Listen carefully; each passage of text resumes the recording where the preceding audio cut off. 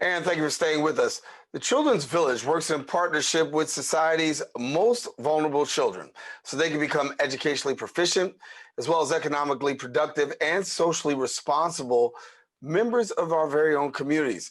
Now, the agency believes that there are three keys to a child's success, which include education, work, as well as lifelong relationships.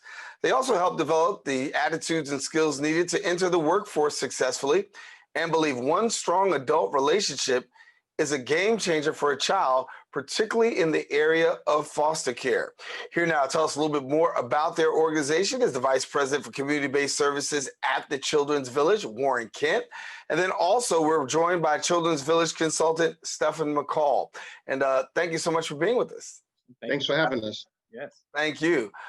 And so a little bit about the work that you guys do, particularly in the area of foster care, because I know that your agency is pretty strong in that.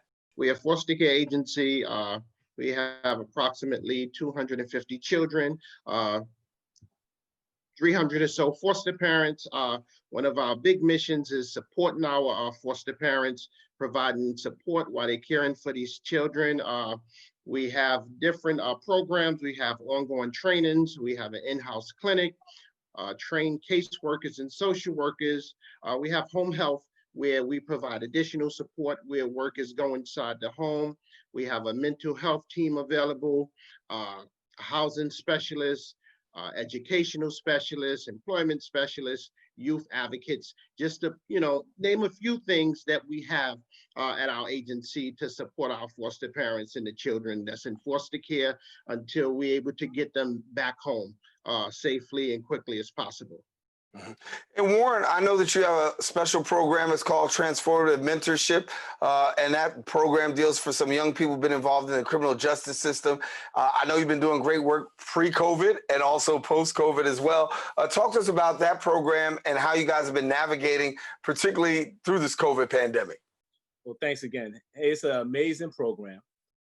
We actually have been dealing with a lot of young people who have touched the probation system, either on probation or have just know people who are on probation, and youth that really need to get back into the system, get back away from being considered the criminal and get back into society.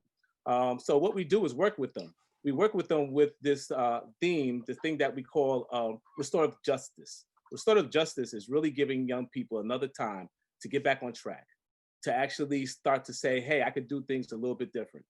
We like to introduce them to things that they've never possibly seen before. A lot of the young people that we deal with probably don't even go out of 4 square blocks of where they live. So when we take them on trips and we go to events that are in the city, this is probably the first time that they've ever been outside of their community. We also like to introduce them to positive things that we call journaling. Journaling is important because it allows them to really take an introspective look on things that they have gone through and kind of get an idea why they've done what they've done in the past. And then we try to link them with what we call a mentor that has lived experience, or what we consider to call credible messengers. These credible messengers are amazing, and they're able to connect with the young people in a way that we would never be able to do so because we've never been down that road. It's a program that has had amazing results.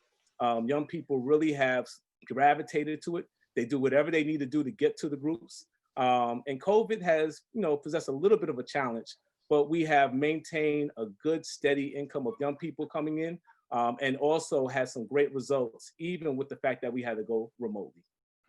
Stephen, I know that you are one that works with boots on the ground 24/7 as a consultant, and amidst COVID and even after COVID, your job doesn't cease 24/7. What does that 24/7 job look like?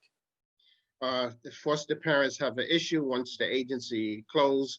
I'm there for them. I mean, if they're having a problem with a child, if a child don't come in at night, if they need help, if the child is acting up, they need my help, I'm there for them. If I need to go out, if I need to go into the home 1 o'clock in the morning, whatever the foster parent need, I'm there for them 24/7. We know a lot of things happen once the agency is closed. We have a 24-hour, on-call number at the agency, but just having that live person there And like Warren just said with the credible messengers, besides being a consultant, I'm a foster parent. I've been a foster parent for the past 22 years. So I have that experience of being a foster parent. So a lot of things that they call with, I could kind of talk them out of it because I'm living it right now. Right now, I have three, three, well, three teenagers and not teenagers, one 17-year-old and two 21-year-olds in the home right now. And I have my adoptive son who's 31. He's still in the home. And Warren, we hear the term credible messengers, and that was used earlier. But tell me about the importance of having a credible messenger in the life of a young person. Well, credible messengers are extremely important to have. They're able to connect with the young people on a level that myself, I would never be able to do. They had the experience. Most of the credible messengers that we've had have been incarcerated or they have been in foster care. And they are considered to have that lived experience, the experience that only young people that have been incarcerated could relate to. So it's good for them to be able to have somebody that's been through the road that they are about to go through. And sometimes they can deter them from going down the same road and having the same experience that they've had.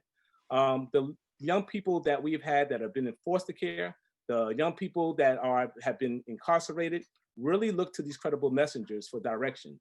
They connect on a level that I've never seen anybody connect with. They actually have what we call a communal dinner.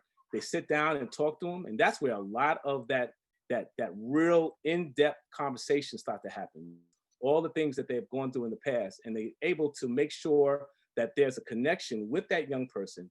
And a lot of times they can steer them in the right direction. Talk to me a little bit about being a foster parent, because there's still opportunities for people to actually become that foster parent. We talked about the foster child, but also that foster parent.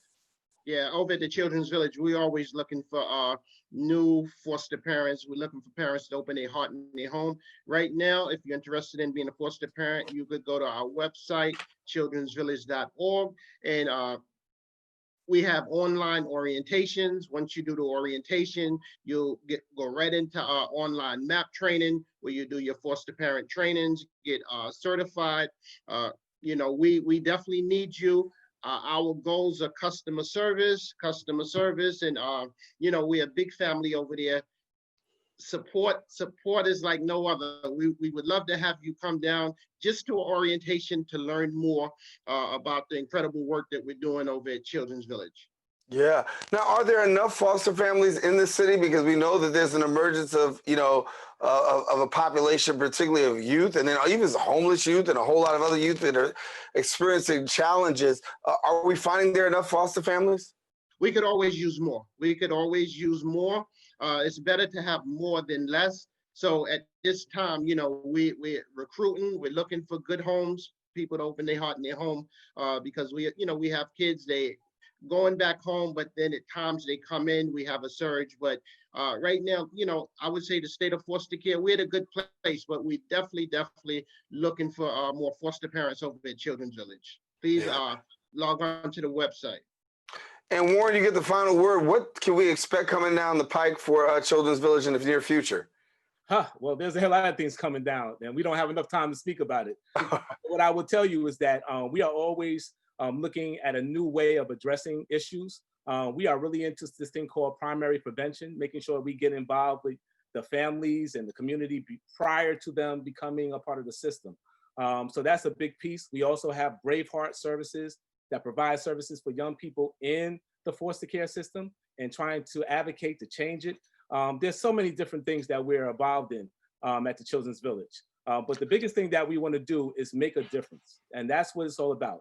Myself, along with Mr. McCall, told you I'm a foster parent and an adoptive parent. So we are always looking for more adoptive parents, foster parents to come join Children's Village. You will never find a support system any better than right here at Children's Village. Well, I want to thank you guys both for sharing and great work, really impacting the lives of young people and making a difference in families. Thank you for the great work that you guys continue to do, and thank you for being with us here on Open. Thanks for having us. Take care. All righty, listen, we encourage you, don't go anywhere. We still have more Open coming up. We'll be right back right after this.